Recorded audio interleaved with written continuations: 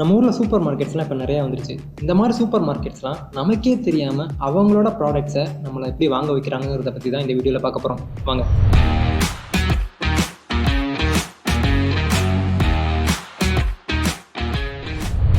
Number 1, ஒரு super மார்க்கெட்டுக்குள்ளே போனோன்னே நம்ம காதில் கேட்கக்கூடிய மொதல் விஷயம் என்ன? ஒரு மைல்டான பேக்ரவுண்ட் மியூசிக். கரெக்ட். சூப்பர் மார்க்கெட்ஸ்குள்ளே போனோன்னா மைல்டான பேக்ரவுண்ட் மியூசிக் வந்து ஓடிட்டு இருக்கும். அதுவும் ஒரு சாங் அப்படியே ப்ளே ஆகாமல் ஒரு சாங்கோட கரோக்கி மட்டும் ப்ளே ஆகும், இல்லாட்டி ஒரு பீட்ஸ் இருக்க மாதிரி ஒரு மியூசிக் மட்டும் ப்ளே ஆகிட்டு இருக்கும். இந்த மாதிரி மியூசிக்கோட பீட்ஸை நம்ம கேட்குறப்ப நம்ம பிரெயின் அது உருவாக்குற ஆல்பா பிரெயின் வேவ்ஸ் கூட சிங்க் பண்ண ட்ரை பண்ணும். அந்த மியூசிக்லேருந்து வர பீட்ஸும் பிரெயின் உருவாக்குற ஆல்பா வேவ்ஸ்லேருந்து வர பீட்ஸும் ஒன்றா சிங்க் ஆனதுக்கப்புறம் நம்ம மனசு ரிலாக்ஸ்டாக இருக்க மாதிரி ஒரு நிம்மதியான ஃபீல் கிடைக்குது. அந்த சூப்பர் மார்க்கெட்டில் ஓடுற மியூசிக் பாசிட்டிவ் ஃபீலிங்கை தரக்கூடிய மியூசிக்காக இருக்கும், இல்லாட்டி ஒரு மெலடியான லவ் சாங்கோட கரோக்கியாக இருக்கும். இனிமையான ஒரு மியூசிக்கை கேட்குறப்ப நம்ம மைண்ட் ரிலாக்ஸ் ஆகும், மூட் பாசிட்டிவ் ஆகும், நம்ம சந்தோஷமாக ஃபீல் பண்ணுவோம். நமக்கே தெரியாமல் மியூசிக்கை கேட்டுட்டு ரொம்ப நேரம் அந்த சூப்பர் மார்க்கெட்டில் டைம் ஸ்பெண்ட் பண்ணிடுவோம். ரொம்ப நேரம் டைம் ஸ்பெண்ட் பண்ணுறதுனால நிறையா திங்ஸை வாங்கிடுவோம். நம்பர் 2, நம்ம வாழ்க்கையில் இந்த மாதிரி பொருட்கள்லாம் இல்லைன்னா நம்மளால் தினசரி வாழ்க்கையை வாழவே முடியாது. அப்படின்னு சொல்லக்கூடிய பொருள்லாம் எதை சொல்லலாம்? அரிசி, உப்பு, பருப்பு, சர்க்கரை. கரெக்டாக. இந்த மாதிரி திங்ஸ் எல்லாம் சூப்பர் மார்க்கெட்டோட என்ட்ரன்ஸ் கிட்டையும் இருக்காது, எக்ஸிட் கிட்டையும் இருக்காது. ரொம்ப தூரமாக நடந்து போய் எடுக்கிற அளவுக்கு தள்ளி வச்சுருப்பாங்க.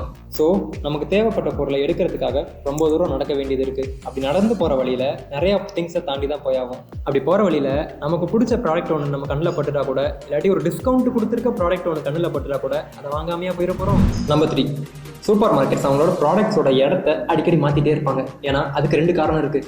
ஒன்று, நம்ம வாங்கணும்னு நினச்ச பொருளோட இடத்த மாற்றி வச்சு அந்த பொருள் எங்கடா இருக்குன்னு நம்மளை தேட வச்சு, அப்படி தேடுறப்ப மற்ற பொருளை நம்ம கண்ணில் பார்க்க வச்சு நம்ம லிஸ்ட்டில் ஒன்று இருக்காது ஆனால் அதை வாங்க வச்சிருவாங்க கடைசியில்.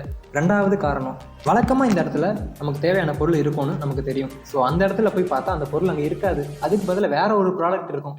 அந்த ப்ராடக்ட் நமக்கு தேவையே பட்டிருக்காது, ஆனால் அந்த ப்ராடக்டோட விளம்பரத்தை என்னைக்காச்சும் ஒரு நாள் டிவியில் பார்த்துருப்போம். உடனே இதுதான் அன்றைக்கி டிவியில் பார்த்தோம், இது வாங்கி யூஸ் பண்ணி பார்ப்போமேன்னு சொல்லிட்டு வாங்கிடுவோம். ரெகுலராக ப்ராடக்டோட பிளேசஸை மாற்றிட்டே இருந்தால் தான் கஸ்டமர்ஸ்க்கு புது புது ப்ராடக்ட்ஸ் எல்லாம் கண்ணுக்கு தெரியும்.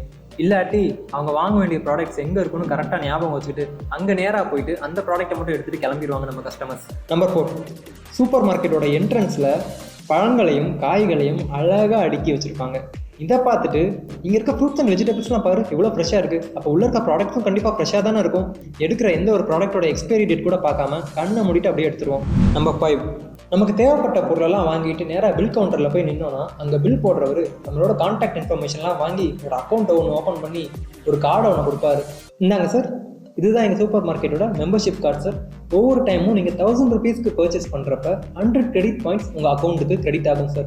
இதே மாதிரி 1000 credit points ஆட் ஆன 1000 rupees ஒர்த்தான ஒரு கிஃப்ட் உங்களுக்கு கிடைக்கும் சார் அப்படின்னு சொல்லுவார். அப்படியே கொஞ்சம் யோசிச்சு பார்த்துட்டு எந்த கடையில் வாங்கினாலும் இதே ரேட்டுக்கு தானே கொடுக்க போகிறான், அதுக்கு இந்த கடையிலே ரெகுலராக வாங்கினா கூட கிஃப்ட் வச்சர் கிடைக்கும்னு சொல்லி ரெகுலர் கஸ்டமராகவே மாறிடுவோம். அதுவே இன்னும் கொஞ்சம் டெவலப்பான சூப்பர் மார்க்கெட்டில் என்ன பண்ணுவாங்கன்னா, ஒரு கஸ்டமர் என்னென்ன வாங்குறாங்கன்னு சொல்லி அனலைஸ் பண்ணுவாங்க.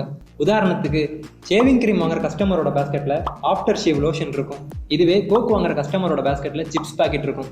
இந்த மாதிரி ஒன்னோட ஒன்று தொடர்பு இருக்க 2 பொருட்களை எந்தெந்த கஸ்டமர்ஸ் எல்லாம் வாங்குறாங்கன்னு சொல்லி அதை அனலைஸ் பண்ணி அந்த 2 பொருட்களை பக்கத்தை எடுத்து வச்சிருவாங்க.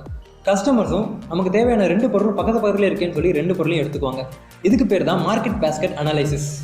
இதுவே இன்னும் கொஞ்சம் அடுத்த லெவலில் போகிற சூப்பர் மார்க்கெட்ஸ் என்ன பண்ணுவாங்கன்னா, நம்ம ரெகுலராக வாங்குற ப்ராடக்ட்ஸை ஒரு டேட்டா பேஸ் மாதிரி கிரியேட் பண்ணி அதில் நம்ம பர்ச்சேஸ் ஹிஸ்ட்ரியை சேவ் பண்ணி வச்சுருவாங்க. அந்த பர்ச்சேஸ் ஹிஸ்ட்ரியை பார்க்குறப்ப நம்ம எந்தெந்த பொருளெல்லாம் ரெகுலராக வாங்குறோம்னு சொல்லி தெரிஞ்சிடும் அவங்களுக்கு. நம்ம வேறு கடைக்கு போயிடக்கூடாதுன்னு சொல்லிட்டு இந்த மாதிரி சூப்பர் மார்க்கெட்ஸ்லாம் நம்ம ரெகுலராக வாங்குற ப்ராடக்ட்ஸுக்கு டிஸ்கவுண்ட் கொடுக்குற மாதிரி மெசேஜஸ் இல்லாட்டி இமெயில் பண்ணுவாங்க. இந்த மாதிரி எஸ்எம்எஸ் அனுப்பியும் நமக்கு பர்ச்சேஸ் பண்ணுற ஆர்வத்தை தூண்டிடுவாங்க. நம்பர் 6, சூப்பர் மார்க்கெட்டுக்குள்ளே போனோன்னா தேவைப்படுற திங்ஸ் எல்லாம் போடுற மாதிரி ஒரு பேஸ்கெட்டையோ இல்லாட்டி ஒரு கார்ட்டையோ கொடுத்துருவாங்க. அந்த பேஸ்கெட் கார்ட்டெல்லாம் பார்க்குறப்போ ஒரு 10 வயசு பையனை உள்ளே உட்கார வைக்கலாம், அவ்வளோ பெருசாக இருக்கும். ஆனால் நம்ம வாங்க போனது 2 பொருளை தான். சரிதான் விடு, நமக்கு தேவைப்பட்ட பொருளை மட்டும் எடுத்துகிட்டு கிளம்பிடுவோம் சொல்லிட்டு பேஸ்கெட் எடுத்துகிட்டு போய் நமக்கு தேவைப்பட்ட அந்த 2 பொருளை மட்டும் பேஸ்கெட்டில் போட்டோன்னு பார்த்தோம்னா பேஸ்கெட்டே ரொம்ப எம்டியாக இருக்கும். என்னடா இவ்வளோ எம்டியாக இருக்குது பேஸ்கெட் அப்படின்னு யோசிச்சு பார்த்துட்டு நமக்கு இப்போதைக்கு இந்த 2 பொருள் போதும், ஃபியூச்சரில் ஏதாச்சும் தேவைப்படுறது இருக்கான்னு யோசிச்சு பார்ப்போம். இந்த 2 பொருள் தேவை சொல்லிட்டு இன்னும் 2 பொருள் எடுத்து உள்ள பேஸ்கெட்டில் போட்டுருவோம். நம்மக்கிட்ட ஒரு பெரிய பேஸ்கெட்டையோ இல்லை கார்ட்டையோ கையில் கொடுத்து நமக்கு தேவைப்பட்ட 2 பொருளை மட்டும் வாங்க விடாமல் இன்னும் 2 பொருளை எக்ஸ்ட்ரா வாங்க வச்சிடறாங்க.